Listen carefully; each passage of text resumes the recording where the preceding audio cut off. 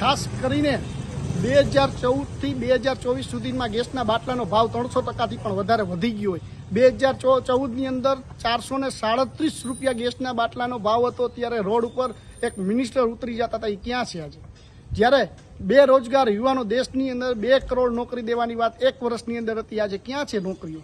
આજે લોકો યુવાનો રોજગાર થઈને બેરોજગાર થઈને ફરી રહ્યા. ત્યારે એ ક્યાં છે વ્યક્તિ? જે લોકો બાટલો લઈને નીકળી રહ્યા હતા એને ખાસ નીકળવું જોઈએ કે ભાવ વધ્યો છે, પરંતુ નહીં. માત્ર ને માત્ર આ સરકારની અંદર રોજગારી આપવાની વાતો માત્ર હવામાં થઈ રહી છે. કોઈ રીતે રોજગારી આપવામાં નથી આવી.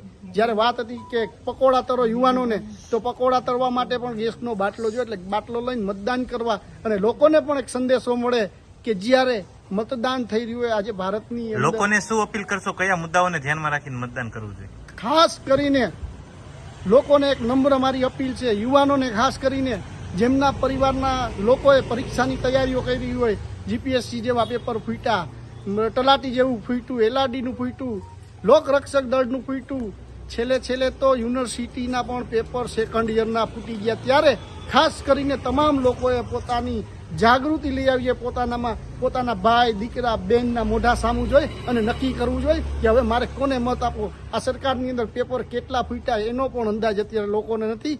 ત્યારે વાત કરવાની આવતી હોય ત્યારે ખાસ કરીને આ પર્વની અંદર મતદાન જરૂર કરજો. તમારે જેને મતદાન કરવું હોય એને કરજો. એ કોઈ હું અપીલ એવી તમને ખાસ કરીને કરું છું.